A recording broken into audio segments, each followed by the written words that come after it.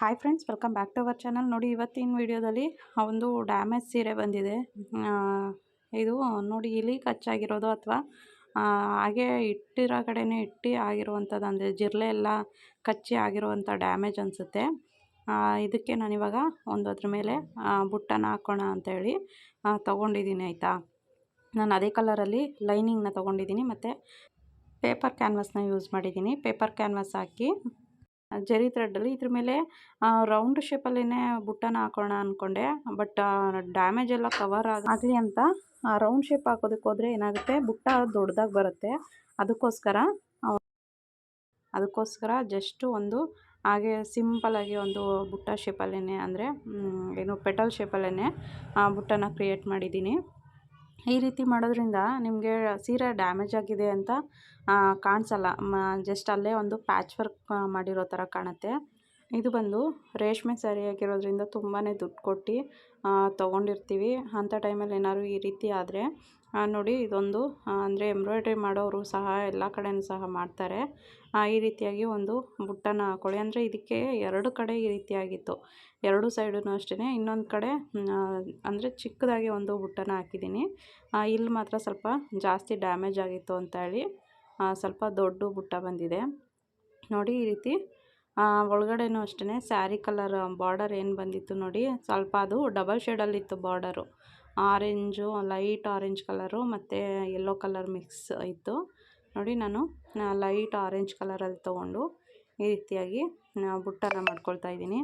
ಮತ್ತು ನೀವೆಲ್ಲ ತುಂಬ ಜನ ಅಂದರೆ ತುಂಬ ಆಶ್ಚರ್ಯದಿಂದ ಕೇಳ್ತೀರ, ಏನಂದರೆ ಏನು ರೆಡಿ ಬ್ಲೌಸ್ಗೆ ಅಂದರೆ ಸ್ಟಿಚ್ಡ್ ಬ್ಲೌಸ್ಗೆ ಯಾವ ರೀತಿಯಾಗಿ ಬರೀ ಯಾವುದೇ ರೀತಿ ರಿಂಗ್ ಹಾಕ್ಕೊಳ್ದೆ ಕ್ಯಾನ್ವಾಸ್ನ ಹಾಕ್ಕೊಂಡು ಮಾಡ್ತೀರಾ, ನಾವೇನಾದ್ರು ಆ ರೀತಿ ಮಾಡೋದಕ್ಕೋದ್ರೆ ಬಟ್ಟೆನ ಒಳಗಡೆನೇ ಎಳ್ಕೊಳ್ಳುತ್ತೆ ಶಟಲ್ ಹತ್ರ ಅಂತ ಹೇಳ್ತೀರಾ. ಅದೇನಕ್ಕೆ ಹಂಗಾಗುತ್ತೆ ಅಂತಂದರೆ, ನೀವು ಆದಷ್ಟು ಕ್ಯಾನ್ವಾಸ್ನ ಹಾಕಿ ಡಿಸೈನ್ ಮಾಡಿ. ಆಯಿತಾ, ಅಂದರೆ ಬ್ಯಾಕ್ ಸೈಡು ಏನೇ ಶೇಪ್ ಕೊಟ್ರು ಕ್ಯಾನ್ವಾಸ್ ಹಾಕಿ, ಆವಾಗ ನಿಮಗೆ ಬಟ್ಟೆ ಒಳಗಡೆ ಎಳ್ಕೊಳ್ಳೋ ರೀತಿ ಆಗೋದಿಲ್ಲ, ನೀಟಾಗಿ ಬರುತ್ತೆ. ಮತ್ತು ಇನ್ನೊಂದು, ರೆಡಿ ಬ್ಲೌಸ್ಗಳಿಗೆ ಗಟ್ಟಿ ಕ್ಯಾನ್ವಾಸ್ನೇ ಎಂಬ್ರಾಯ್ಡ್ರಿ ಮಾಡುವಾಗಲೂ ಸಹ ಯೂಸ್ ಮಾಡಬೇಕು. ಆವಾಗ ನಿಮಗೆ ಬಟ್ಟೆ ಸ್ವಲ್ಪ ಥಿಕ್ನೆಸ್ ಜಾಸ್ತಿ ಆಗುತ್ತಲ್ವ, ಆವಾಗ ನಿಮಗೆ ಕಂಫರ್ಟಬಲಾಗಿ ಆರಾಮಾಗಿ ನೀವು ಎಂಬ್ರಾಯ್ಡ್ರಿನ ಮಾಡ್ಬೋದು. ಶಿಂಕ್ ಆಗೋದಿಲ್ಲ, ಅಂದರೆ ಎಲ್ಲ ಒಂಥರ ನರಿಗೆ ಥರ ಬರುತ್ತಲ್ಲ, ಆ ರೀತಿ ಎಲ್ಲ ಅವಾಯ್ಡ್ ಆಗುತ್ತೆ. ಅಂದರೆ ಗಟ್ಟಿ ಕ್ಯಾನ್ವಾಸು ಆದಷ್ಟು ಬ್ಯಾಕ್ ಶೇಪ್ ಕೊಡುವಾಗ್ಲೂ ಅಷ್ಟೇ ಗಟ್ಟಿ ಕ್ಯಾನ್ವಾಸ್ನ ಯೂಸ್ ಮಾಡಿ. ಮತ್ತು ಎಂಬ್ರಾಯ್ಡ್ರಿ ರೆಡಿ ಬ್ಲೌಸ್ಗೆ ಎಂಬ್ರಾಯ್ಡ್ರಿ ಮಾಡುವಾಗಲೂ ಅಷ್ಟೇ ಗಟ್ಟಿ ಕ್ಯಾನ್ವಾಸ್ನ ಯೂಸ್ ಮಾಡಿ. ನೋಡಿ, ಹಾಗೆ ಯಾರೆಲ್ಲ ಹೊಸದಾಗಿ ನನ್ನ ಚಾನಲ್ನ ನೋಡ್ತಾ ಇದ್ದೀರಾ, ಪ್ಲೀಸ್ ಸಬ್ಸ್ಕ್ರೈಬ್ ಮಾಡ್ಕೊಂಡು ಸಪೋರ್ಟ್ ಮಾಡಿ ಫ್ರೆಂಡ್ಸ್. ಈಗಾಗಲೇ ಸಬ್ಸ್ಕ್ರೈಬ್ ಮಾಡಿಕೊಂಡು ವಿಡಿಯೋ ನೋಡ್ತಾ ಇರೋರು ಒಂದು ಲೈಕ್ ಮಾಡಿ. ಆದಷ್ಟು ಈ ವಿಡಿಯೋ ನಿಮ್ಗೆ ಏನಾದರೂ ಸ್ವಲ್ಪನಾದ್ರು ಯೂಸ್ಫುಲ್ ಆಗುತ್ತೆ ಅನಿಸಿದ್ರೆ ನಿಮ್ಮ ಫ್ಯಾಮಿಲಿ ಮತ್ತು ಫ್ರೆಂಡ್ಸ್ ಜೊತೆ ಶೇರ್ ಮಾಡ್ಕೊಳ್ಳಿ ವಿಡಿಯೋನ. ನೋಡಿ, ಸಿಂಪಲಾಗಿಯೇ ಬುಟ್ಟನ ಹಾಕಿದ್ದೀನಿ. ಅಂದರೆ ಬ್ಯಾಕ್ ಸೈಡು ಎಕ್ಸ್ಟ್ರಾ ಏನಿದೆ ಲೈನಿಂಗು ಮತ್ತು ಕ್ಯಾನ್ವಾಸ್ನೆಲ್ಲನೂ ಅದೇ ಶೇಪಲ್ಲಿ ಕಟ್ ಮಾಡಿ ತೆಗೆದ್ರೆ ಆಯಿತು. ನಿಮಗೆ ತುಂಬ ದುಡ್ಡು ಕೊಟ್ಟು ಬಟ್ಟೆ ತೊಗೊಂಡು ಅಥವಾ ಸೀರೆಗಳನ್ನ ತೊಗೊಂಡು ಈ ರೀತಿ ಡ್ಯಾಮೇಜ್ ಆಗಿದೆ ಅನಿಸಿದ್ರೆ ಒಂದು ಸಲ ಈ ರೀತಿಯಾಗಿ ಟ್ರೈ ಮಾಡಿ. ಅಂದರೆ ಎಂಬ್ರಾಯ್ಡ್ರಿ ವರ್ಕ್ನ ಅಂದರೆ ಪ್ಯಾಚ್ ವರ್ಕ್ ರೀತಿಯಲ್ಲಿ ಹಾಕಿಸಿ ನೋಡಿ, ಆವಾಗ ನಿಮಗೆ ಪರ್ಫೆಕ್ಟಾಗಿ ಬರುತ್ತೆ. ಎಲ್ಲೂ ಕೂಡ ನಿಮಗೆ ಡ್ಯಾಮೇಜ್ ಆಗಿದೆ ಅನಿಸ್ತಾನೆ ಇಲ್ಲ. ನೋಡಿ, ಎಷ್ಟು ನೀಟಾಗಿ ಬಂದಿದೆ. ಎಲ್ಲೂ ಕೂಡ ರಿಂಕಲ್ಸ್ ಆಗಲಿ ಅಥವಾ ಡ್ಯಾಮೇಜ್ ಆಗಿದೆ ಅನ್ನೋದು ಕಾಣೋದಾಗಲಿ ಆ ರೀತಿ ಆಗಿಲ್ಲ. ತುಂಬ ನೀಟಾಗಿ ಬಂದಿದೆ.